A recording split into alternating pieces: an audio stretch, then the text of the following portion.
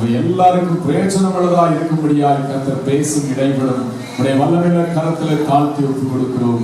இயேசுவின் நாமத்தில் ஜெபங்கள் நல்ல பிதாவே, ஆமென். உட்காருவோம். இந்த நாளிலும் கர்த்தருடைய சமூகத்தில் வந்து ஜீவனுள்ள ஆண்டவரை ஆராதித்துக் கொண்டிருக்கிற உங்களை தேவன் தாமே ஆசீர்வதிப்பாராக. இந்த நாளில் உங்களுடைய தியானத்துக்கு ஆதாரமாய் முதலாவதாக ஒரு வசனத்தை வாசிப்போம். எபிரேயர் 3ஆம் அதிகாரம் அதனுடைய 1வது வசனத்தை வாசிக்க போறோம். எபிரேயர் 3ஆம் அதிகாரம் 1ஆம் வசனம். பரமழைக்கு பங்குள்ளவர்களாகிய பரிசுத்த அறிக்கை பண்ணுகிற அப்போஸ்தலரும் பிரதான ஆசாரியருமாய் இருக்கிற கிறிஸ்து இயேசுவை கவனித்து பாருங்கள். ஸ்தோத்திரம்.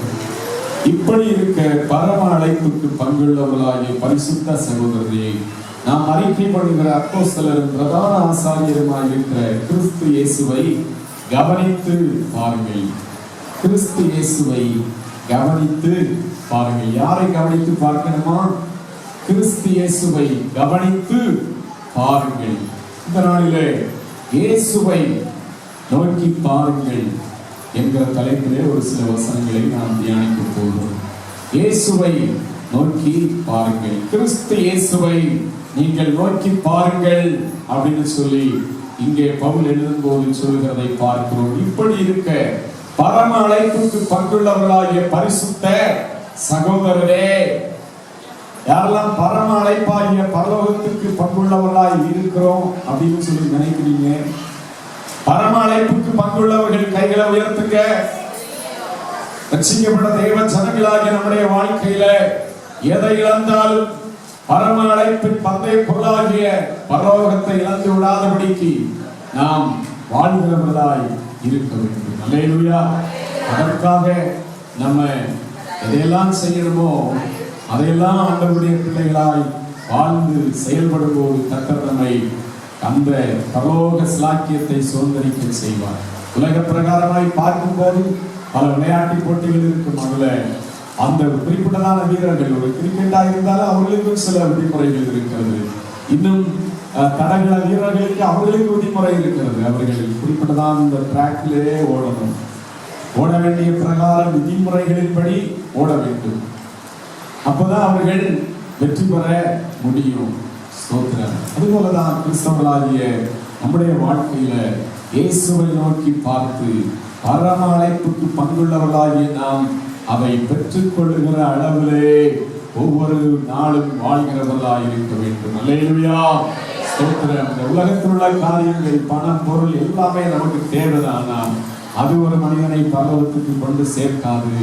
ஆண்டவர் அவருக்காய் வாழ்கிற, அவரை நோக்கி பார்த்து அவரை கவனித்து அவருடைய வேத வசனங்களை கவனித்து நடக்கிற ஒவ்வொரு மனிதனையும் மனுஷையும் பரலோக ஸ்லாக்கியத்தை அடையும்படியாய் செய்கிற தேவனாக இருக்கிறார். அல்லேலூயா. ஸ்தோத்திரம். இயேசுவை நோக்கி பாருங்கள்.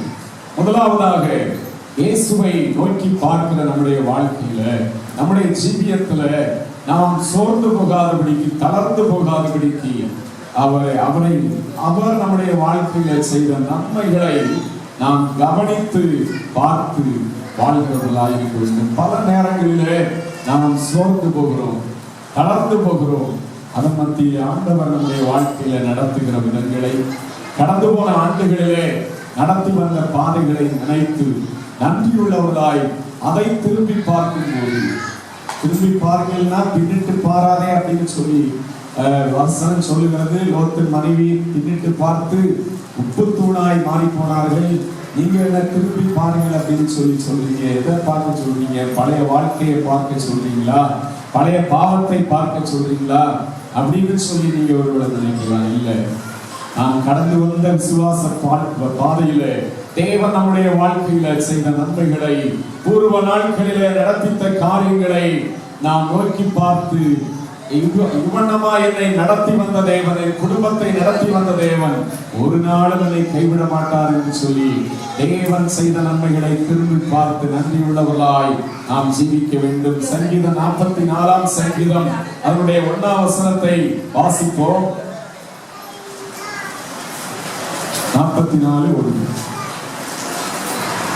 தேவனே, எங்கள் பிதாக்களின் நாட்களாகிய பூர்வ நாட்களில் நீர் நடப்பித்த கிரியைகளை அவர்கள் எங்களுக்கு அறிவித்தார்கள். அவைகளை எங்கள் காதுகளால் கேட்டோம்.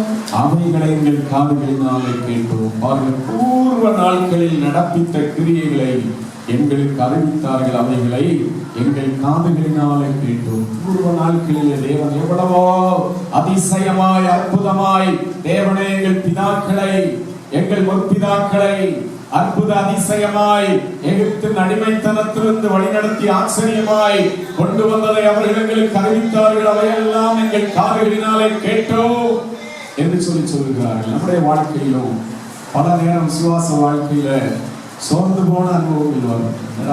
விசுவாச வாழ்க்கை என்ன, இது ஆண்டவருக்காய் வாழ்கிற வாழ்க்கையில இவ்வளவு போராட்டம் என்று சொல்லி சத்துருவானவன் சோர்வுகளை உங்களுக்கு முன்பாக நிறுத்தும் போது தேவன் செய்த நடத்தின விதங்களில் எப்படிப்பட்ட ஒரு நிலைமையில இருக்கும் போது நம்மை அவர் தெரிந்து கொண்டார், அவருடைய பிள்ளைகளாய் ரட்சித்து நம்முடைய சிறுமையிலிருந்து உயர்த்தி ஆண்டவர் அந்தனமும் இதுவரைக்கும் வழிநடத்தின காரியங்களை நினைத்து பார்த்து நன்றி செலுத்தும் போது நம்முடைய சோர்வுகள் எல்லாம் நீங்கி ஆண்டவருக்காக அவரை நோக்கி பார்த்து தொடர்ந்து ஓட முடியும். ஏசாயா 63ஆம் அதிகாரம் 9-10 வசனங்களை வாசிப்போம். அவர்களுடைய எல்லா நெருக்கத்திலும் அவர் நெருக்கப்பட்டார். அவருடைய சமூகத்தின் தூதனானவர் அவர்களை ரட்சித்தார். அவர் தமது அன்பின் நிமித்தமாகவும் தமது பரிதாபத்தின் நிமித்தமும் அவர்களை மீட்டு பூர்வ நாட்களில் எல்லாம் அவர்களை தூக்கி சுமந்து வந்தார். அவர்களோ கலகம் பண்ணி அவருடைய பரிசுத்த ஆவியை விசனப்படுத்தினார்கள். அதனால் அவர்களுக்கு சத்துருவாய் மாறி அவரே அவர்களுக்கு விரோதமாய் யுத்தம் பண்ணினார். பாருங்க, அவருடைய எல்லா நெருக்கங்களிலும் ஜனங்களுடைய எல்லா நெருக்கங்களிலும் ஆண்டவர் நெருக்கப்பட்டார். அவருடைய சமூகத்தின் தூதனானவர் அவர்களை ரட்சித்தார். தமது பரிதாபத்தின் நிமித்தம் அவர்களை மீட்டு பூர்வ நாட்களில் எல்லாம் அவளை தூக்கி சுமந்தார். ஆனால் ஜனங்கள் என்ன செய்தார்களாம்? அவர்களோ கலகம் பண்ணி தேவனுக்கு விரோதமாய் கலகக்காரர்களாய் கலகம் பண்ணி அவருடைய பரிசுத்த ஆவியை விசனப்படுத்தினார்கள். அதனால் அவர் அவர்களுக்கு சத்துருவை போல மாறி அவரே அவர்களுக்கு விரோதமாய் யுத்தம் பண்ணினார். பாருங்க, பல நேரங்களிலே நம்ம என்ன செய்கிறோம்? ஆண்டவர் செய்த சகல உபகாரங்களை மறவாதே என்று சொல்லி வேதம் சொல்லுகிறது.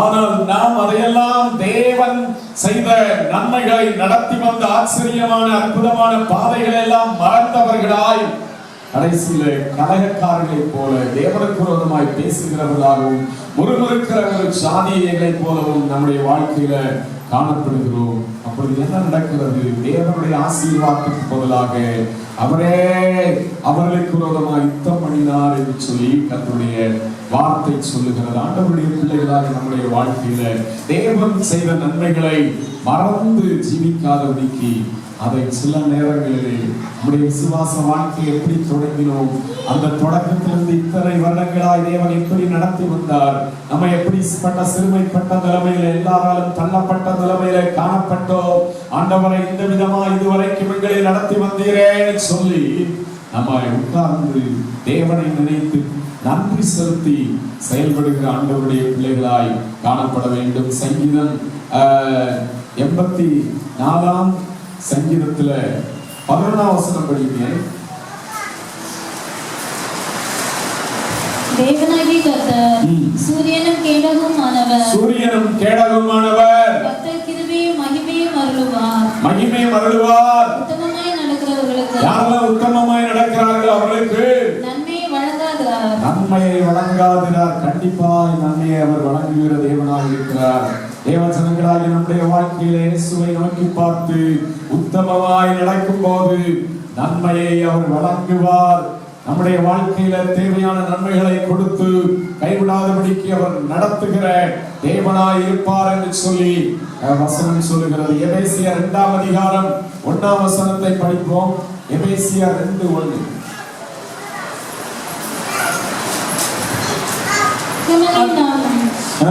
பாவங்களினாலும் மரித்தவர்களாயிருந்த உங்களை உயிர்ப்பித்தார்.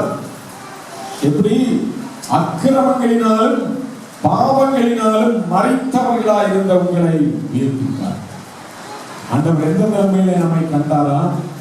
உலக பிரகாரமாய் பாவிகளாய் ஜீவிக்கிற ஜனங்களைப் போல அக்கிரமங்களிலும் பாவங்களிலும் மறித்தவர்களாய் இருந்த உங்களை தேவன் உயிர்ப்பித்தாராம். அதுல 4-5 வசனத்தை வாசிங்க. தேவனோ இரக்கத்தின் ஐஸ்வர்யம் உள்ளவராய் நம்மில் அன்பு கூர்ந்த நம்முடைய மிகுந்த அன்பினாலே அக்கிரமங்களில் மறுத்தவர்களாய் இருந்த நம்மை கிறிஸ்துவுடனே கூட உயிர்ப்பித்தார். கிருபையினாலே ரட்சிக்கப்பட்டீர்கள். பாருங்க, தேவனோ அக்கிரமத்திலும் பாவத்திலும் மறித்தவர்களாய் கிடந்த நாம் ஒவ்வொருவரையும் அவர் கிருபையாய் ரட்சித்து அவரை ஏற்றுக்கொண்டு ஞானஸ்நானம் எடுத்து அவருடைய பிள்ளைகளாய் இருக்கிற இந்த ஸ்லாக்கியத்தை கொடுத்தாராம். எவ்வளவு பெரிய ஸ்லாக்கியத்தை நாம் பெற்றுக்கொண்ட ஆண்டவருடைய பிள்ளைகளாய் இருக்கிறோம். தேவனோ இரக்கத்து ஐஸ்வர்யம் உள்ளவராய் நம்மை அன்பு கூர்ந்த தம்முடைய மிகுந்த அன்பினாலே அக்கிரமங்களில் மறித்தவளாய் இருந்த நம்மை கிறிஸ்துவுடனே கூட உயிர்ப்பித்தார். கிருபையினாலே ரட்சிக்கப்பட்டீர்கள். தேவனுடைய கிருபையினாலே நாம் ரட்சிக்கப்பட்டோம். நம்மை போல பெரிய ஆள் யாருமே இல்லாததுனால உங்களையும் என்னையும் ரட்சித்தாரா? இல்லை. நம்மை விட அறிவாளிகள் எவ்வளவு பேர் இருக்கிறார்கள், பக்தி உள்ளவர்கள் எத்தனையோ பேர் இருக்கிறார்கள், பணக்காரர்கள் எவ்வளவு பேர் இருக்கிறார்கள், பல காரியங்களை அறிந்தவர்கள், சொத்து சுகங்களை உள்ளவர்கள், எல்லாரும் திரளான பேர்கள் நம்மை சுற்றிலும் இருக்கிறார்கள். ஆனால் கிருபையினாலே இங்க உட்கார்ந்து இருக்கிற உங்களையும் என்னையும் தேவன் ரட்சிக்க சித்தமானார். அல்லேலூயா. நம்முடைய திறமையினாலே அல்ல, அவருடைய கிருபையினாலே இரக்கத்தினாலே அக்கிரமத்திலும் பாவத்திலும் இருந்த நம்மை ரட்சித்தார். எவ்வளவு பெரிய ஸ்லாக்கியம் தேவன் நமக்கு கொடுத்திருக்கிறார். ஸ்தோத்திரம். பிரியமானவர்களே, இதையெல்லாம் நோக்கி பார்த்து ஆண்டவருக்கு நன்றியோடு நாம் ஜீவிக்கிற ஆண்டவருடைய பிள்ளைகளாய் இருக்க வேண்டும். அவருக்கு நாம் உண்மையாய் சாட்சியாய் வாழும்போது நன்மையான ஈவுகளை அவர் அனுதினம் கொடுத்து வழிநடத்துவார். யாக்கோபு 1ஆம் அதிகாரம் அதனுடைய 17வது வசனத்தை படிங்க. நன்மையான எந்த ஈவும் பூரணமான எந்த வளமும் பரத்திலிருந்து உண்டாகி சோதிகளின் பிதாவினிடத்திலிருந்து இறங்கி வருகிறது. அவரிடத்தில் யாதொரு மாறுதலும் யாதொரு வேற்றுமையும் நிழலும் இல்லை. நன்மையான எந்த ஈவும் பூரணமான எந்த வளமும் பரத்திலிருந்து உண்டாகி அந்த ஆண்டவராகிய தேவனிடத்திலிருந்து சோதிகளின் பிதாவினிடத்திலிருந்து இறங்கி வருகிறது. அவரிடத்தில் யாதொரு மாறுதலும் யாதொரு வேற்றுமையும் நடக்கவில்லை. பட்சபாதமே பார்க்காத தேவன் எல்லாருக்கும் அவர் ஆசீர்வாதங்களை பரத்திலிருந்து கொடுத்து நடத்துகிற தேவனாக இருக்கிறார். நாம் இயேசுவை நோக்கி பார்த்து அனுதினமும் அவருக்கு பிரியமாய் வாழ்கிற ஜனங்களாய் இருக்கும்போது தேவையான நன்மையான ஈவுகளை ஆசீர்வாதங்களை அருளை செய்து நம்மை வழிநடத்துகிற தேவனாய் இருப்பார். அவர் செய்த நன்மைகளை நாம் பார்க்கும்படியாய் திரும்பி பார்க்க வேண்டிய சில நேரங்கள் நம்முடைய வாழ்க்கையில இருக்க வேண்டும். ஸ்தோத்திரம். அடுத்ததாக ஆதியாகமம் 15ஆம் அதிகாரம் 5-6 வசனங்களை வாசிப்போம். ஆபிரகாமை பார்த்தாண்டவர் மேல பார்ப்பார், மேல நோக்கி பாரு அப்படின்னு சொல்லுகிறார். அவர் அவனை வெளியே அழைத்து வானத்தை அண்ணாந்து பார், நட்சத்திரங்களை எண்ண உன்னாலே கூடுமானால் அவைகளை எண்ணு என்று சொல்லி பின்பு அவனை நோக்கி உன் சந்ததி இவ்வண்ணமாய் இருக்கும் என்றார். அவன் கர்த்தரை விசுவாசித்தார். அவர் அவனுக்கு நீதியாக எண்ணினார். பாருங்க, ஆபிரகாமை அழைத்து மேல வானத்தை அண்ணாந்து பார், நட்சத்திரங்களை எண்ண கூடுமானால் என்று அப்படின்னு சொல்லி மேல நோக்கி பார்க்க சொல்லுகிறதை பார்க்கிறோம். தேவ பிள்ளைகள் மேல பரலோகத்தில் வீற்றிருக்கிற தேவனை நோக்கி பார்க்கிற ஆண்டவருடைய பிள்ளைகளாய் இருக்க வேண்டும். பரலோக சிங்காசனத்தில் இருந்து நம்மை நடத்துகிற ஜீவனுள்ள தேவனாகிய இயேசுவை நாம் நோக்கி பார்க்க வேண்டும் என்று சொல்லி வேதத்தில் நாம் பார்க்கிறோம். எபிரேயர் 9ஆம் அதிகாரம் அதனுடைய 24ஆம் வசனத்தை படிப்போம். எபிரேயர் 9:24. அந்தபடி மெய்யான பரிசுத்த ஸ்தலத்துக்கு அடையாளமான கையினால் செய்யப்பட்டதா இருக்கிற பரிசுத்த ஸ்தலத்திலே கிறிஸ்துவானவர் பிரவேசியாமல், கைகளினால் செய்யப்பட்ட ஒரு பரிசுத்த ஸ்தலத்திலே கிறிஸ்துவானவர் பிரவேசியாமல், பரலோகத்திலே தானே இப்பொழுது நமக்காக தேவனுடைய சமூகத்தில் பிரத்யட்சமாகும்படி பிரவேசித்திருக்கிறார். பாருங்க, தேவன் அவர் ஆண்டவராகிய இயேசு கிறிஸ்து உயிர்த்தெழுந்து கையினாலே உண்டாக்கப்பட்ட ஒரு இடத்திலே அல்ல, அவர் பரலோகத்திலே தானே இப்பொழுது நமக்காக தேவனுடைய சமூகத்தில் பிரத்யட்சமாகும்படி பிரவேசித்திருக்கிறார். அவர் பரலோகத்திலே இருக்கிறார். அவரை மேலே நாம் நோக்கி பார்த்து, அந்த நாட்களில் இயேசுவானவர் சீசர்களுக்கு ஜெபிக்க கற்றுக் கொடுத்தார். தொடக்கத்தில் பரமண்டலங்களில் இருக்கிற எங்கள் பிதாவே என்று சொல்லி ஜெபிக்க கற்றுக் கொடுக்கிறதை பார்க்கிறோம். அப்படின்னா பரமண்டலங்களிலே பரலோகத்திலே வீற்றிருக்கிற தேவனே அப்படின்னு சொல்லி அவரை நோக்கி பார்த்து, மேலே நோக்கி பார்த்து, அவரை நோக்கி பார்த்து ஜெபிக்க அவர் கற்றுக் கொடுக்கிறதை பார்க்கிறோம். எபிரேயர் 7ஆம் அதிகாரம் 24 முதல் 26 வரைக்கும் படிங்க. என்றைக்கு நிலைத்திருக்கிறபடியினாலே மாறி போகாத ஆசிரியத்துவமாக இருக்கிறார். மேலும் தமது மூலமாக வேண்டுதல் செய்யும்படிக்கு அவர் எப்பொழுது உயிரோடு இருக்கிறவராகையால் அவருடைய முற்றுமுடிய ரட்சிக்க வல்லவருமாய் இருக்கிறார். பரிசுத்தரும் குற்றமற்றவரும் மாசில்லாதவரும் பாவிகளுக்கு விலகினவரும் வானங்களிலும் உயர்ந்தவருமாய் இருக்கிறார். இவ்விதமான பிரதான ஆசாரியரே நமக்கு ஏற்றவராய் இருக்கிறார். பாருங்க, பரிசுத்தரும் குற்றமற்றவரும் மாசில்லாதவரும் பாவிகளுக்கு விலகினவரும் வானங்களில் உயர்ந்தவருமாயிருக்கிற விதமான பிரதான ஆசாரியரே நமக்கு ஏற்றவராய் இருக்கிறார். பரலோகத்தில் இன்னைக்கும் இருக்கிற, நம்ம எல்லாம் கவனிக்கிற, நம்முடைய ஜீவியத்தை பார்க்கிற, நம்முடைய ஜெபத்தை நோக்கி அதை கேட்டு பதில் கொடுக்கிற அந்த தேவனை நோக்கி மேலே நோக்கி பார்த்து, அவர் நமக்கு என்ன சொல்லுகிறார், அவர் நமக்கு எப்படி வாழ வேண்டும் என்று சொல்லி இருக்கிறார் என்பதை நோக்கி பார்த்து நாம் ஜீவிக்கிறவர்களாய் இருக்கும் போது இந்த உலகத்துல வெற்றியுள்ள ஒரு கிறிஸ்தவர்களாய் வாழும்படியாய் கர்த்தர் நமக்கு உதவி செய்வார். அல்லேலூயா. இயேசுவை நாம் நோக்கி பார்க்கிறவர்களாய் இருக்க வேண்டும். அவர் எப்படிப்பட்டவர் என்று சொல்லி வசனம் சொல்லுகிறது. பரிசுத்தர், குற்றமற்றவர், மாசில்லாதவர், பாவிகளுக்கு விலகின ஒரு பரிசுத்தமுள்ள தேவனை நாம் ஆராதிக்கிறோம். அந்த தேவனை நாம் நோக்கி பார்த்து அனுதினமும் ஜீவிக்கிற ஆண்டவருடைய பிள்ளைகளாய் இருக்க வேண்டும். அப்போஸ்தலனாகிய பவுல் இதே எபிரேயர் 12ஆம் அதிகாரம் 1ஆம் வசனத்திலே, ஆகையால் மேகம் போன்ற இத்தனை திரளான சாட்சிகள் நம்மை சூழ்ந்து கொண்டிருக்க, பாரமான யாவற்றையும் நம்மை சுற்றி நெருங்கி நிற்கிற பாவத்தையும் தள்ளிவிட்டு விசுவாசத்தை துவங்குகிறவரும் முடிக்கிறவருமாயிருக்கிற இயேசுவை நோக்கி நமக்கு நியமித்திருக்கிற ஓட்டத்தில் பொறுமையோடே உடக்கடவோம் என்று சொல்லி சொல்லுகிறதை பார்க்கிறோம். வேதத்திலே மேகம் போன்ற திரளான சாட்சிகள், ஆண்டவருக்காய் வாழ்ந்தவர்கள், பல பாடுகளிலும் நெருக்கங்களிலும் எத்தனை சோதனைகள் வந்தாலும் தேவனுடைய அன்பிலே நிலைத்திருந்து நமக்கு ஒரு பாடமாய் இருக்கிற தேவனுடைய சாட்சிகள், மேகம் போன்ற திரளான சாட்சிகள். வேற வசனங்களிலே நீங்கள் படிக்கும் போது, ஆதியாகமத்திலிருந்து வெளிப்படுத்தல் புத்தகம் வரைக்கும் படிக்கும் போது திரளான தேவனுக்காய் உண்மையாய் வாழ்ந்த சாட்சிகளை நீங்கள் பார்க்க முடியும்.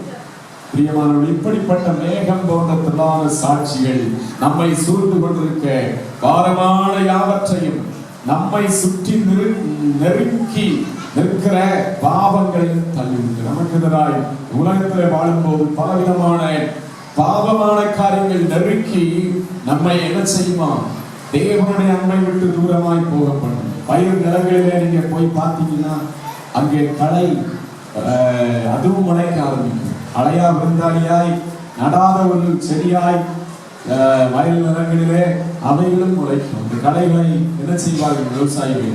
யாராவது விவசாயம் செய்யறவங்க இருக்கீங்களா? களை என்ன செய்வீங்க? அதை பிடிக்கிடுவாங்க, அதையும் பிடிக்கிடுவாங்க. இல்லாட்டா போடுற உரம் எல்லாத்தையும் அதை எடுத்துட்டு பயிர் சரியா வளர முடியாது, பலன் கொடுக்க முடியாது. பாருங்க, நம்ம வாழ்க்கையிலேயும் அதுபோல தேவனுக்குள்ளாய் நாம் காணப்பட முடியாதபடிக்கு பலவிதமான பாவங்கள், பலவிதமான உலகத்தின் அசுத்தங்கள் நம்ம விசுவாச வாழ்க்கையை நெருக்க ஆரம்பிக்கும். சுற்றி நெருங்கி நிற்கிற பாவத்தையும் தள்ளிவிட்டு விசுவாசத்தை துவங்குகிறவரும் முடிக்கிறவருமாய் இருக்கிற இயேசுவை நோக்கி நமக்கு நியமித்திருக்கிற ஓட்டத்தில் பொறுமையோட ஓடணும். எப்படி ஓடணும் சொல்லுங்க? பொறுமையோட ஓடணும். இயேசுவுக்காக நாம் பொறுமையோட நமக்கு அவர் நியமித்திருக்கிற ஓட்டத்துல ஓடிட்டே இருக்கணும். மேல பார்க்கணும். எதுக்காக? நம்மை அழைத்தவர், நம்மை தெரிந்தெடுத்தவர் மேல இருக்கிறார். அவரை நோக்கி பார்த்து, ஆண்டவரே என்னை நடத்தும், உம்மை நோக்கி பார்த்து வெற்றியாய் ஓடணும். மனுஷரை நோக்கி பார்த்து விழுந்து போகக்கூடாது. உலகத்தின் பாவத்தை நோக்கி பார்த்து நாம் விசுவாச வாழ்க்கையை விட்டுவிடக்கூடாது அப்படின்னு சொல்லி நம்ம வாழ்க்கையில ஓட்டத்தை துவங்குகிறவரும் முடிக்கிறவருமாய் இருக்கிற அவரை நோக்கி பொறுமையோட ஓடுகிறவர்களாய் இருக்க வேண்டும். ஆபிரகாமோட லோத்தும் நடந்து சென்றார். கடைசியில செழிப்பான சோதம் குமாரா பட்டணம். இந்த ஊர்ல இருந்தா நமக்கு நல்லதுப்பா, பயங்கரமா வந்துருவோம், பெரிய ஆளா மாறிடுவோம், ஆபிரகாமை விட நம்ம பெரிய ஆளா மாறிடுவோம் அப்படின்னு சொல்லி தோற்றத்தை பார்த்து போனான். கடைசியில அவருடைய வாழ்க்கை, குடும்பம், அவர் தெரிந்தெடுத்த அந்த காரியத்தினாலேயே அழிந்து போய்விட்டது, சாட்சி இல்லாமல் மாறிவிட்டது என்று சொல்லி வேதம் சொல்லுகிறது. நம்ம வாழ்க்கையில இயேசுவை நோக்கி பார்த்து ஜீவிக்கிற ஆண்டவருடைய பிள்ளைகளாய் இருக்க வேண்டும். அப்போஸ்தலர் 7ஆம் அதிகாரம் 56ஆம் வசனம் படித்தோம். அப்போஸ்தலர் 7:56. அதோ வானங்கள் திறந்திருக்கிறதையும், அதோ வானங்கள் திறந்திருக்கிறதையும், மனுஷகுமாரன் தேவனுடைய வலது பாரசத்தில் இருக்கிறதையும் காண்கிறேன் என்றான். பாருங்க, இங்கே அப்போஸ்தலர் நடவடிக்கைகளிலே நாம் பார்க்கும்போது ஆண்டவராகிய இயேசு கிறிஸ்து உயிர்த்தெழுந்து 40 நாட்கள் சீசர்களுக்கு தரிசனமாகி அவர் பரமேறி போகிறார். எல்லா அந்த கால சீசர்களுக்கும், சீசர்களாய் இருந்த அநேக விசுவாசிகளுக்கும் ஒரே சந்தோஷம். ஆனால் சபையில நெருக்கங்கள் குறிப்பிட்டதான நாட்களில் வர ஆரம்பித்தது. அந்த நாட்களில் இந்த ஸ்தேவானை குற்றம் சுமத்தி கல்லறையும்படியாய் ஒரு கூட்டம் அங்கே அவனை சூழ பட்சிக்கிற ஓநாய்களைப் போல அவன் பேசுகிற வார்த்தைகளை கண்டபோது பல்லை கடித்துக் கொண்டு அவர்கள் இருந்தார்கள். ஆனால் ஸ்தேவான் அவர்களை பார்க்கவில்லையா? வானத்தை நோக்கி பார்த்தார், ஆண்டவரை நோக்கி பார்த்தார். அப்பொழுது அவர் கண்டது என்ன? அதோ வானங்கள் திறந்திருக்கிறதையும், மனுஷகுமாரன் தேவனுடைய வலது பரிசத்தில் நிற்கிறதையும் காண்கிறேன் என்றான். தேவ ஜனங்களாகிய நம்முடைய வாழ்க்கையில தேவனுக்காக, இயேசுவுக்காக வாழ்கிற நம்முடைய வாழ்க்கை பயணத்துல நமக்கும் பலவிதமான போராட்டங்கள் வரலாம், பயமுறுத்தல் வரலாம், விசுவாச வாழ்க்கையை விட்டு ஓடி போகப்படுகிற சத்துருடைய மனிதருடைய செயல்பாடுகள் வரலாம். ஆனால் நாம் நோக்கி பார்க்க வேண்டியது மனுஷனை அல்ல, தேவனை நோக்கி பார்க்கிறவர்களாய் இருக்கும்போது இந்த ஸ்தேவான் கண்டது போல தேவனுடைய மகிமையை கண்டு நாம் தேவனுக்காக ஜீவிக்க முடியும். ஆண்டவருடைய ஜனங்களாகிய நம்முடைய வாழ்க்கையில இன்னைக்கு கிறிஸ்தவர்களாய் இல்லாவிட்டால் விசுவாசிகளாய் வாழ்கிற நம்முடைய வாழ்க்கையில எதை நோக்கி பார்க்கிறோம்? உலகத்தை நோக்கி பார்க்கிறோமா? மனிதர்களை, ஃப்ரெண்ட்ஸுகள், பலவிதமான நிலைமையுள்ள மனிதர்களே நோக்கி பார்த்து விட்டு தேவனை நோக்கி பார்க்காதவனுக்கு இருந்தால் நாம் வெற்றியுள்ள ஒரு கிறிஸ்தவ வாழ்க்கை வாழவே முடியாது. சொல்றேன், சினிமா நடிகையை நோக்கி பார்த்து அவளை போல இருக்கணும் அப்படின்னு சொல்லி நினைத்தால் இயேசுனுடைய பிள்ளையாய் இருக்க முடியாது. சோத்திரம், அந்த மனிதனை போல, இந்த மனிதனை போல, இந்த மனுஷியை போல, இவரை போல அப்படின்னு சொல்லி உலகத்துக்கு அடுத்த மனிதரையோ மற்ற காரியங்களையோ நம்ம எந்த அளவுக்கு நோக்கி பார்க்கிறோமோ ஆண்டவரை மறந்து விடுவோம். சோத்திரமே, மேலே நோக்கி பார்த்து நமக்காக கல்வாரியிலே மறித்து உயிர்த்தெழுந்து அந்த தேவன் நமக்காக இன்றைக்கும் பரலோகத்தில் இருக்கிறார். ஒரு நாள் வரப்போகிறது, அந்த நாளிலே அவர் சேர்த்துக் கொள்ள போகிறார் என்று சொல்லி அவரை நோக்கி பார்த்து நாம் செயல்படும் போது நம்முடைய வாழ்க்கையில உலகத்தின் பாவங்கள், உலகத்தின் சிற்றின்பங்கள் நம்மை நெருக்க முடியாது. சுற்றி பாரமாய் இருக்கிற எல்லா பாவங்களையும் ஒதுக்கி தள்ளிவிட்டு நம்ம எப்படி ஓடணுமா? ஓட்டத்தை பொறுமையோட ஓடணும். யாருக்காக ஓடணும்? இயேசுவுக்காக. இயேசுவுக்காக நம்முடைய ஜீவிய ஓட்டத்தை நாம் ஓடி வெற்றியாய் முடிக்கிறவர்களாய் இருக்க வேண்டும். அன்றைக்கு பவுல் அப்போஸ்தலன் நல்ல போராட்டத்தை போராடினேன், ஓட்டத்தை முடித்தேன், விசுவாசத்தை காத்துக்கொண்டு இது முதல் நீதியின் கிரீடம் எனக்காய் வைக்கப்பட்டிருக்கிறது. எனக்காய் மாத்திரமல்ல, உங்களுக்காகவும் என்று சொல்லியிருக்கிறார். இன்னைக்கு நீங்க சொல்ல முடியுமா? நான் ஆண்டவருக்காய் ஓடிட்டே இருக்கிறேன். என் வாழ்க்கையில் தேவனுடைய சித்தத்தை செய்து ஒவ்வொரு நாளும் நான் ஆண்டவருடைய வசனத்தை படித்து ஜெபம் பண்ணி கர்த்தருடைய சித்தத்தை செய்து இயேசுவுக்காக ஓடிட்டே இருக்கிறேன் அப்படின்னு சொல்லி உண்மையாய் எத்தனை பேர் இன்னைக்கு சொல்ல முடியும்? இந்த காலை வேளையில உண்மையாய் எத்தனை பேர் நான் ஆண்டவருக்காய் ஓடிக்கொண்டிருக்கிற ஒரு தேவனுடைய பிள்ளை அப்படின்னு சொல்லி உண்மையாய் சொல்ல முடியுமா? ஸ்தோத்திரம். தேவசனங்களாகி நீங்கள் மேல நோக்கி பார்த்து மேலோக அந்த சாக்கியத்துக்கு எதிரான காரியங்களை விட்டு தேவனுக்காக ஓடுகிற ஆண்டவருடைய பிள்ளைகளாக இருக்க வேண்டும். அல்லேலூயா, ஸ்தோத்திரம். பாருங்க, அப்படி தேவனை நோக்கி பார்க்கும்போது தேவன் சொல்லியிருக்கிறதான மாம்ச பிரகாரமான காரியங்கள், உலகத்தின் பாதிப்புகள் நம்மை மேற்கொள்ளாதபடிக்கு தேவன் நம்மை வழிநடத்துவார். வேதத்துல நாம் பார்க்கும்போது கலாத்தியர் 5ஆம் அதிகாரம் 16ஆம் வசனம் படிங்க. கலாத்தியர் 5:16. இன்னும் நான் சொல்லுகிறது என்னவென்றால், ஆவிக்கேற்றபடி நடந்து கொள்ளுங்கள், அப்பொழுது மாம்ச இச்சையை நிறைவேற்றாதிருக்கிறீர்கள். மேல நோக்கி பார்த்து நாம் தேவனை நோக்கி பார்த்து ஜீவிக்கும் போது அந்த மேலோக நாதருக்குரிய காரியங்கள் நம்முடைய வாழ்க்கையில செயல்பட ஆரம்பிக்கும். பின்னும் நான் சொல்லுகிறது என்னவென்றால், ஆவிக்கேற்றபடி நடந்து கொள்ளுங்கள், அப்பொழுது மாம்ச இச்சைகளை நிறைவேற்றாதிருப்பீர்கள் என்று சொல்லி பாருங்க. ஆண்டவர் மாம்சத்தின் கிரியைகளை குறித்து அங்கே எழுதுகிறதை பார்க்கிறோம்.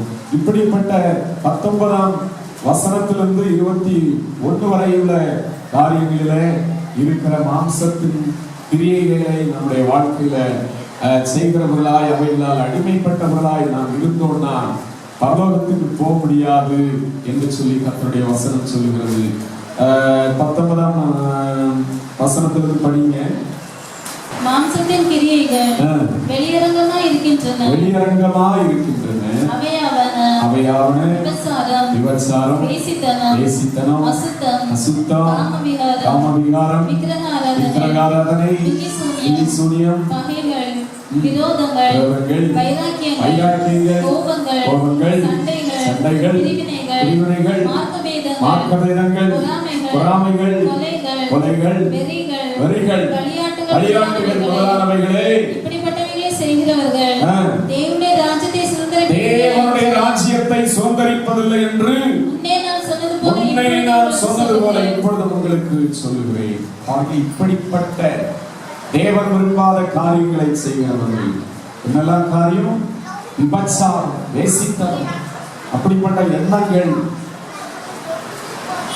உங்களுடைய வாழ்க்கையில் வேதத்திலே ஆண்டவர் இயேசு சொல்லும்போது, ஒரு பெண்ணை இச்சையோடு கூட பார்த்தால் அவன் ஒரு விபச்சாரக்காரனாய் மாறி அவருடைய பார்வை இச்சை உள்ளதாக இருக்கக்கூடாது என்று சொல்லி இயேசு சொல்லுகிறதை பார்க்கிறோம். விபச்சாரம், வேசித்தனம். இன்னைக்கு வாலிபர்கள் மாத்திரம் பாவத்திலே விழுகிறார்கள் என்று சொல்லி நாம் நம்மை சுற்றிலும் பார்க்க முடியவில்லை. பெரிய வயதுடையவர்கள் தவறான வாழ்க்கைக்கு தன்னுடைய வாழ்க்கையில விழுந்து போகிறார்கள். ஒவ்வொருவரும் எப்படிப்பட்ட வயதாக இருந்தாலும் எச்சரிப்போடு உங்களுடைய வாழ்க்கையில வாழ வேண்டும். காரணம், விழுந்து விட செய்கிற சத்துருவானவன் கர்ச்சிக்கிற சிங்கத்தை போல எவனை விழுங்கலாம் என்று சொல்லி வகை தேடி சுற்றி திரிகிறார். அல்லேலூயா. பாருங்க, இங்க என்னெல்லாம் காரியம் சொல்லப்பட்டிருக்கிறது? விபச்சாரம், வேசித்தனம், அசுத்தமான காரியங்கள், காம விகாரம், விக்கிரக ஆராதனை. இயேசுவை ஏற்றுக்கொண்டு ஆண்டவருக்காய் வாழ்வோம் என்று சொல்லி தீர்மானம் பண்ணி ஞானஸ்நானம் எடுத்த ஒரு ஆத்துமா விக்கிரகத்துக்கு முன்னாடி போய் அதற்கு ஆராதனை செய்கிறதா இருக்கக்கூடாது. அது கல்யாண வீடா இருந்தாலும், கர்மாதி வீடா இருந்தாலும், எந்த ஒரு வீடா இருந்தாலும் உனக்கு அதுக்கு சம்பந்தமே இல்லை. ரட்சிக்கப்பட்ட ஆத்துமா மனுஷனை பிரியப்படுத்தும்படியா அங்க போய் நீ செயல்பட்டா அவனுடைய வாழ்க்கையில தேவனை அசட்டை பண்ணுகிறாய். சோத்திரம். கழுவப்பட்ட பன்றி சேற்றிலே புரளுகிறது போல நம்முடைய வாழ்க்கை இருக்கக்கூடாது. இயேசுவை நாம் ஏற்றுக்கொள்ளும் போது நல்லா பாட்டு பாடு.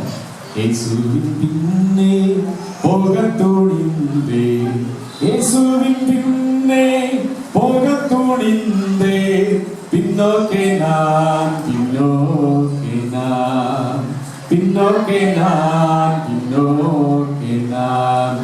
ஆனா நம்ம வாழ்க்கையில பயணம் போயிட்டே இருக்கு. கல்யாணம் வந்தா பின்னாரு வேண்டாம், ஆண்டவரை நீ பார்க்காதவர் போல இருக்கும், நான் கொஞ்சம் அப்படிமா இருப்பேன் அப்படின்றது போல நம்முடைய வாழ்க்கை இருக்கு. ஆனால் இயேசு ஏற்றுக்கொண்டு ஞானஸ்நானம் எடுக்கும்போது என்ன செய்யணும்? என்ன ஒரு பாட்டு, என்ன ஒரு அபிஷேகம், என்ன ஒரு உற்சாகம் எல்லாம் போய்விடுகிறது. மனுஷனை பிரியப்படுத்த நம்ம தேவனை, நமக்காக ஜீவனை கொடுத்த இயேசுவை அசட்டை பண்ணுகிறவர்களாய் ஒருவரும் இராதபடிக்கு நாம் ஜாக்கிரதை உள்ளவர்களாய் இருக்கிற மனுஷன் ஒருவேளை என்ன செய்யக்கூடாது? நம்ம நாலு திட்ட முடியும், அடிக்க முடியும், அவமானப்படுத்த முடியும், அதான் செய்ய முடியும். ஆனால் நம்முடைய வாழ்க்கையில பரலோகத்தை இழந்த அக்கினியும் கந்தகமும் எரிகிற நரக கடலிலே நாம் ஜீவிய காலமெல்லாம் நம்முடைய வாழ்க்கையை கழிக்க நேரிடும். எனவே தேவனுக்கு உண்மையாய் அவரை நோக்கி பார்த்து நாம் செய்கிறோம். தேவன் விரும்பாத காரியங்களுக்கு இடம் கொடுக்காதபடிக்கு நாம் ஜீவிக்கிறவர்களாய் இருக்க வேண்டும். ஸ்தோத்திரம். விக்கிரகாராதனை பில்லி சூனி. ஸ்தோத்திரம். சிலர் சொல்லும் போது பில்லி சூனியங்களை படும்படியா விசுவாசிகளும் சிலர் தெளிவில்லாதபடிக்கு போவார்கள் அப்படின்னு சொல்லி பில்லி சூனியம், பகைகள், விரோதங்கள், வைராக்கியங்கள், கோபங்கள், சண்டைகள் இவையெல்லாம் மாம்சத்தின் கிரியைகள். பாருங்க, கோபம் செய்த கொண்டாலும் பாவம் செய்யாதிருங்கள் அப்படின்னு சொல்லி வசனம் சொல்லுகிறது. சண்டை போல் எப்ப பார்த்தாலும் சண்டையோடு கூட உங்கள் வீடு இருக்கு. நான் இங்க மாம்சத்தின் கிரியைகளில் அகப்பட்டவர்களாக இருக்கிறீர்கள். எப்பொழுது பார்த்தாலும் சண்டை, எதற்கெடுத்தாலும் சண்டை, ஒரு சமாதானமே இல்லாத வீடா எங்களுடைய வீடு இருக்குன்னா உங்களுடைய வாழ்க்கையில நீங்க சரியில்லை. மாம்சத்தின் கிரியையில நீங்கள் அகப்பட்டவர்களாய் இருக்கிறீர்கள் என்று சொல்லி அர்த்தம். வைராக்கியம், பேசவே மாட்டேன், குடும்பத்துல ஒரே வீட்டுல இருப்பாங்க, ஒரே ரூம்ல இருப்பாங்க, ஆனா பேசவே மாட்டோம் என்கிற வைராக்கியங்கள், பிரிவினைகள், மார்க்க வேதங்கள், பொறாமைகள், சோத்திரம், கொலைகள், வரிகள். இன்னைக்கு யார் கொலை செய்கிறார்கள்? உயிர் நண்பனே உயிரை எடுக்கலாம் அப்படின்றதுதான் நிறைய பேப்பர்ல பார்க்கிறோம். இங்க நான் சொல்றது தப்பா இருந்தா நீங்களே பார்க்கலாம். இந்த கொலையில உயிர் நண்பனாக இருந்தவரை விசாரித்தார்கள். கடைசியில ஒரு சின்ன காரியத்துக்காய் கொலை செய்தார்கள். இதுதான் இன்னைக்கு பார்க்கிறோம். இயேசுடைய பிள்ளைகளுக்கு அவர் தான் உண்மையான நண்பனாக நீங்கள் வைத்துக் கொள்ளுங்கள். நல்ல மற்ற நண்பர்கள் இருப்பது தவறில்லை, ஆனால் நண்பன் தான் எல்லாம் அப்படின்னு சொல்லி நினைக்க கூடாது. தேவ ஜனங்களாகி நம்முடைய வாழ்க்கையில இப்படிப்பட்ட காரியங்கள் எல்லாவற்றையும் களியாட்டுகள்னா என்ன? இன்னைக்கு ஒரே சிரிப்பு உலகம், இல்லாவிட்டால் ஒரே பலவிதமான சினிமா, சீரியல்கள், இவைகளிலே ஒரு களியாட்டுகளிலே உட்கார்ந்து நேரத்தை செலவிட்டு ஆண்டவரோடு நேரத்தை செலவிடுங்க அப்படின்னு சொல்லி இயேசு சொல்லுகிறார். அதுக்கு நேரம் நமக்கு இல்லைன்னா இந்த களியாட்டுகள் இவைகள் தேவன் விரும்பாதவைகள். முதலானவைகளை இப்படிப்பட்டவைகளை செய்கிறவர்கள் தேவனுடைய ராஜ்யத்தை சோதரிப்பதில்லை என்று முன்னே நான் சொன்னது போல இப்பொழுதும் உங்களுக்கு சொல்கிறேன். களியாட்டுகளிலே சிக்குண்டவர்களாய் நீங்கள் வாழ்ந்து கொண்டிருப்பீர்கள் என்றால், இல்லாவிட்டால் இப்படிப்பட்ட மாம்சத்தின் கிரியைகளாகிய அசுத்தங்களிலே ஜீவித்துக் கொண்டிருப்பீர்கள் என்றால் இந்த திருவருள் ஞாயிற்றுக்கிழமையில நீங்கள் வெளியே வாருங்கள். ஸ்தோத்திரம். இயேசுவை நோக்கி பாருங்கள். கல்வாரி சிலுவையில் எனக்காய் அந்த தேவன் உலகத்திலே வந்து மரித்து பாடுபட்டு நம்முடைய தியாகம் என்னை ரட்சித்ததே என்று சொல்லி மேல அவரை நோக்கி பார்க்க பார்க்க இந்த கீழே இருக்கிற பாதிப்புகள் நம்முடைய வாழ்க்கையும் விட்டு அகன்று போகும். நம்ம இங்கே உலகத்திலே உள்ளதே பார்த்துட்டு அதே சுத்திட்டு இருந்தோம்னா 24 மணி நேரத்துல தேவ ஜனங்களாக உள்ள வாழ்க்கையில எவ்வளவு நேரம் ஜெபம் பண்ண நேரம் இருக்கு, பைபிள் படிக்க நேரம் இருக்கிறது, தனியாக ஜெபிக்க நேரம் இருக்கிறது. ஆனா நீங்க மற்ற காரியங்களை பார்த்து கொண்டே இருக்கிறது. எத்தனை மணி நேரம் செலவிடுகிறீர்கள்? கொஞ்சம் யோசித்து பாருங்க. ஆண்டவருடைய பிள்ளைகளாக என்னுடைய வாழ்க்கையில நீங்க மேல நம்மை படைத்தவரை, நம்மை தெரிந்தெடுத்தவரை, நமக்காய் ஜீவனை கொடுத்தவரை நோக்கி பார்த்து அனுதினமும் ஜீவிக்கும்படியாய் அழைக்கப்பட்டவர்களாய் இருக்கிறோம். கடைசியாக அவரை நோக்கி பார்க்கும்போது நம்முடைய வாழ்க்கையில அவர் கொடுக்கிற இந்த ஆவியின் கனிகளை குறித்து வேதம் சொல்லுகிறது. மாம்சத்தின் கிரியைகள் நம்மை விட்டு அழிக்கப்படும் போது நம்முடைய ஜீவியம் ஆவியின் கனிகளினாலே நிரப்பப்பட்டு தேவனுக்கு பிரயோஜனம் உள்ளதாய் இருக்கும். ஆவியின் கனியோ 22ஆம் வசனத்திலிருந்து பாருங்க. பைபிள் இருக்கிறவங்க எல்லாம் பைபிள்ல கவனிங்க. ஸ்தோத்திரம். ஆவியின் கனியோ அன்பு, சந்தோஷம், சமாதானம், நீடிய பொறுமை, தயவு, நற்குணம், விசுவாசம், சாந்தம், இச்சையடக்கம், இப்படிப்பட்டவர்களுக்கு விரோதமான பிரமாணம் ஒன்றுமில்லை. கிறிஸ்துவனுடையவர்கள் தங்கள் மாம்சத்தையும் அதன் ஆசை இச்சைகளையும் சிலுவையில் அறைந்திருக்கிறார்கள். கிறிஸ்துவனுடையவர்கள் ஆவியின் கனிகளினால் நிரப்பப்பட்டவர்களாக இருப்பார்கள். அது மட்டுமல்ல, தங்கள் மாம்சத்தை மாம்சம் கிரியை செய்யாதபடி, மாம்ச எண்ணங்கள் தவறான வாழ்க்கைக்கு நேராக நடத்துகிற காரியங்கள் நம்மை மேற்கொள்ளாதபடிக்கு அதன் ஆசை இச்சைகளை சிலுவையில் அறைந்திருக்கிறார்கள். யாரு? கிறிஸ்துவனுடையவர்கள் தங்களுக்கு எதிராய் போராடுகிற மாம்சத்தையும் அதன் ஆசை இச்சைகளையும் சிலுவையிலே அறைந்திருக்கிறார்கள் என்று சொல்லி வேதவசனம் சொல்லுகிறது. இன்னைக்கு உங்களை சுற்றி நெருங்கி நிற்கிற தேவனிடமாய் நீங்கள் கிட்டி சேராதபடிக்கு, தேவ சித்தம் செய்ய முடியாதபடிக்கு எதிராய் செயல்படுகிற மாம்சத்தையும் அதன் ஆசை இச்சைகளையும் கல்வாரி சிலுவைக்கு முன்பாக அறையப்பட இந்த நாளிலே ஒப்புக் கொடுங்கள். நம்முடைய வாழ்க்கையில நிரப்பப்பட்டிருக்க வேண்டியது ஆவியின் கனியான அன்பு. அப்படின்ற வார்த்தையை நம்முடைய ஜீவியத்துல கடைபிடிக்கிறவர்களா இருக்க வேண்டும். ஸ்தோத்திரம். ஆவியின் கனியோ அன்பு, சந்தோஷம். தேவனுடைய பிள்ளைகளுக்கு சந்தோஷம் நிறைவா இருக்க வேண்டும் என்றுதான் வேதம் சொல்லுகிறது. எப்பொழுதும் துக்கத்தோடு, வேதனையோடு, கண்ணீரோடு நீங்க இருக்கணும் அப்படின்னு சொல்லி பைபிள் சொல்லவில்லை. எப்பொழுதும் கர்த்தருக்குள்ளே சந்தோஷமா இருங்கள் அப்படின்னு சொல்லி சொல்லப்பட்டிருக்கிறது. சமாதானம், நீடிய பொறுமை, தயவு, நற்குணங்கள், நல்ல குணங்கள் நம்முடைய வாழ்க்கையில் இருக்கணும். விசுவாசம், தேவனிடத்துல விசுவாசம் உடையவர்களாய் தேவ பிள்ளைகள் இருக்கணும். சாந்த குணம், இச்சையடக்கம், இவைகள் உள்ளவர்களாய் இருக்கணும். சாந்த குணம். யாராவது அம்மா அப்பா பேசினா, இல்லாவிட்டால் யாரோ ஒரு ஆள் பேசுறதாவே இருக்கட்டும், உடனே அப்படியே கோபம் தலைக்கேற என்ன செய்யறோம் அப்படின்னு சொல்லி நம்ம இருக்கக்கூடாது. சாந்த குணம், ஆண்டவரே ஆவியின் கனிகளில் உள்ள சாந்த குணம், அன்பு, சமாதானம், இச்சையடக்கம், இவை நீடிய பொறுமை, தயவு, நற்குணங்கள், நல்ல குணம். விசுவாசி இருக்காங்களே, எவ்வளவு நல்ல குணங்கள் இவர்கள் வாழ்க்கையில இருக்கிறது. விசுவாசி இருக்கிறார்களே, சண்டை போட்டா அப்படியே கெட்ட வார்த்தையெல்லாம் சரளமா வருது அப்படின்னா நற்குணம் இருக்கா அவங்க கிட்ட? என்ன குணம் இருக்கு? பாவிகளுடைய பொல்லாத குணம் தான் இருக்கு. நற்குணங்கள் அன்பு, சந்தோஷம், சமாதானம், நீடிய பொறுமை, இதெல்லாம் இருந்துச்சுன்னா ஒரு குடும்பத்துல சண்டை சச்சரவு வந்தாலும், பிரச்சனைகள் உலகத்துல சலசலப்புகள் இருந்து கொண்டேதான் இருக்கும். ஆனா இவைகளெல்லாம் இருக்கும்போது நாம் ஒரு வெற்றியுள்ள கிறிஸ்தவர்களாய், அநேகருக்கு சாட்சியுள்ள கிறிஸ்தவர்களாய் வாழ முடியும். நீடிய பொறுமை, தயவு, நற்குணம், விசுவாசம், சாந்தம், இச்சையடக்கம், இப்படிப்பட்டவர்களுக்கு விரோதமான பிரமாணம் ஒன்றுமே இல்லை. எனவே தேவஜனங்களாக நம்முடைய வாழ்க்கையில இயேசுவை நோக்கி பாருங்கள்.